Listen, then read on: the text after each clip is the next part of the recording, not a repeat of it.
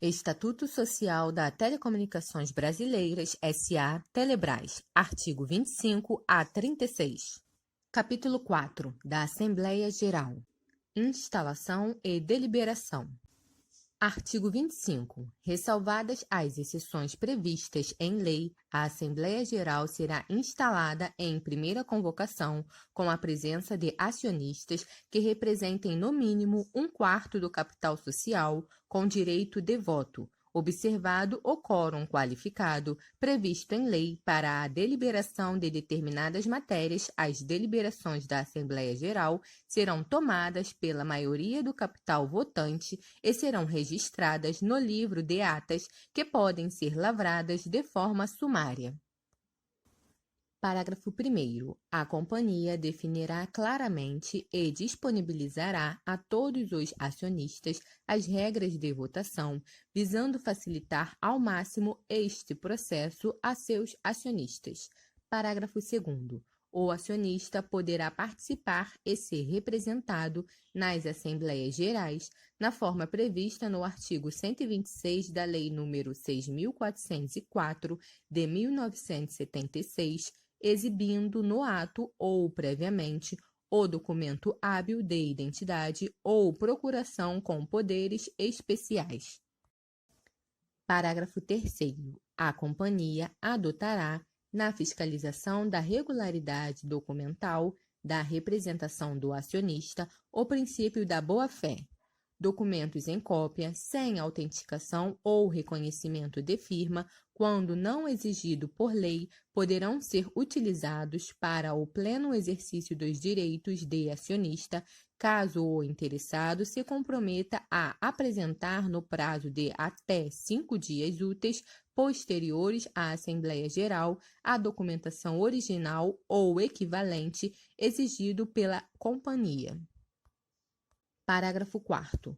Caso o acionista não apresente os originais ou o equivalente exigido pela Telebrás dentro do referido prazo, seu voto será desconsiderado, respondendo ele por eventuais perdas e danos que o seu ato causar à companhia.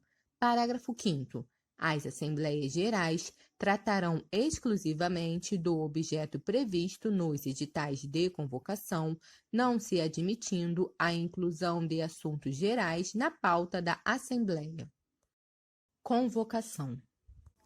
Artigo 26. Ressalvadas as exceções previstas na Lei nº 6.404, de 15 de dezembro de 1976, as Assembleias Gerais de Acionistas serão convocadas pelo presidente do Conselho de Administração ou pelo substituto que esse vier a designar, dentre os membros do próprio Conselho, respeitados os prazos previstos na legislação.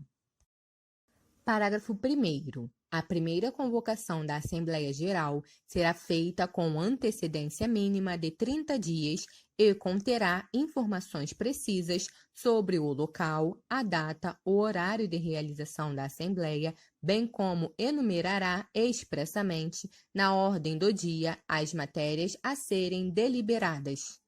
Parágrafo 2º. A companhia deverá disponibilizar, no máximo até a data da primeira convocação, para todos os acionistas, a pauta da Assembleia Geral e os materiais e documentos necessários para a análise das matérias constantes na ordem do dia.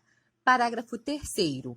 Todas as atas de Assembleia estarão disponíveis aos acionistas na sua sede na forma da lei, bem como no sítio da Telebrás na internet www.telebrás.com.br.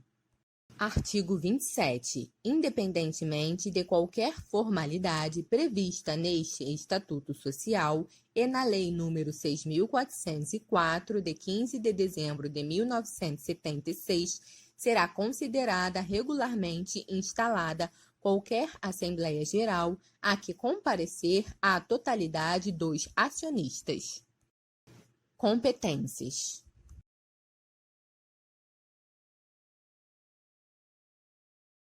Capítulo 5. Das regras gerais da administração da companhia, dos órgãos sociais e estatutários. Artigo 29. A companhia terá os seguintes órgãos estatutários: inciso 1, Conselho de Administração; inciso 2, Diretoria Executiva; inciso 3, Conselho Fiscal; inciso 4, Comitê de Auditoria e inciso 5, Comitê de Pessoas, Elegibilidade, Sucessão e Remuneração. Parágrafo 1º. A companhia será administrada pelo Conselho de Administração e pela Diretoria Executiva, de acordo com as atribuições e poderes conferidos pela legislação aplicável e pelo presente Estatuto Social. Parágrafo 2º. Os princípios de organização da companhia, as áreas funcionais das unidades da diretoria executiva, suas responsabilidades e competências gerais, assim como as atribuições de seus titulares, são especificadas no regime interno aprovado pelo Conselho de Administração. Parágrafo 3º. A companhia fornecerá apoio técnico e administrativo aos órgãos estatutários. Parágrafo 4º. Observadas as normas legais relativas à administração pública indireta, os administradores deverão orientar a execução das atividades da companhia com observância dos princípios e das melhores práticas adotados e formulados por instituições e fóruns nacionais e internacionais que sejam referência no tema da governança corporativa. Parágrafo 5º. Os membros de um órgão estatutário, quando convidados, poderão comparecer às reuniões dos outros órgãos sem direito a voto. Capítulo 5. Das regras gerais da administração da companhia, dos requisitos e vedações para administradores.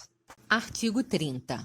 Os administradores da companhia, inclusive os conselheiros representantes dos empregados e dos acionistas minoritários, deverão atender aos requisitos obrigatórios e observar as vedações para o exercício de suas atividades previstos nas leis nº 6.404, nº 13.303 e no decreto nº 8.945. Parágrafo 1º. Além das condições para a investidura mencionadas no caput deste artigo, o indicado para a diretoria executiva deverá apresentar um dos requisitos adicionais. Inciso 1.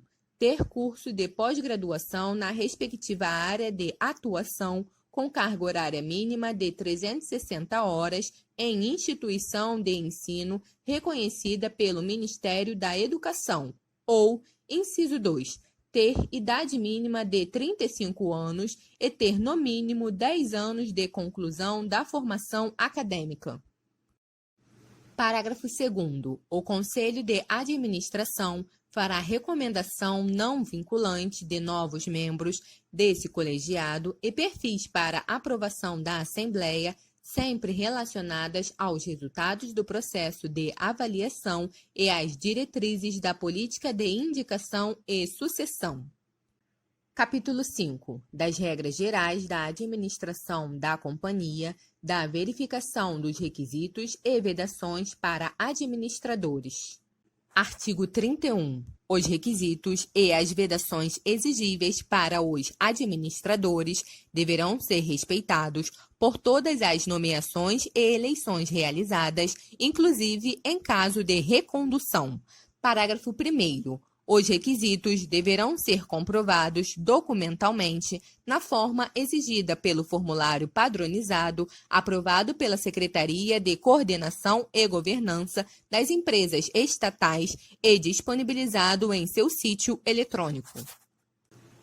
Parágrafo 2º. A ausência dos documentos referidos no parágrafo 1º importará em rejeição do formulário pelo Comitê de Pessoas, Elegibilidade, Sucessão e Remuneração da Companhia. Parágrafo 3º. O Comitê de Pessoas, Elegibilidade, Sucessão e Remuneração deverá verificar se os requisitos e vedações estão atendidos por meio da análise da autodeclaração apresentada pelo indicado nos moldes do formulário padronizado e sua respectiva documentação nos termos do artigo 37 abaixo. Remuneração. Artigo 32. A remuneração dos membros estatutários e, quando aplicável, dos demais comitês de assessoramento será fixada anualmente em Assembleia Geral nos termos da legislação vigente, sendo vedado o pagamento de qualquer forma de remuneração não prevista em Assembleia Geral. Artigo 33. Os membros do Conselho de Administração poderão ocupar cargo no Comitê de Auditoria Estatutário da própria companhia, desde que optem pela remuneração de membro do referido comitê.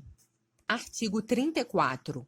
Os membros dos Conselhos de Administração e Fiscal, Comitê de Auditoria e demais órgãos estatutários terão ressarcidas suas despesas de locomoção e estada necessárias ao desempenho da função, sempre que residentes fora da cidade em que for realizada a reunião. Caso o membro resida na mesma cidade da sede da companhia, esta custeará as despesas de locomoção e alimentação. Artigo 35. A remuneração mensal devida aos membros dos Conselhos de Administração e Fiscal da Telebrás não excederá a 10% da remuneração mensal média dos diretores da companhia, excluídos os valores relativos a eventuais adicionais e benefícios, sendo vedado o pagamento de participação de qualquer espécie nos lucros da companhia. Artigo 36. A remuneração dos membros do Comitê de Auditoria será fixada pela Assembleia Geral em montante não inferior à remuneração dos conselheiros fiscais.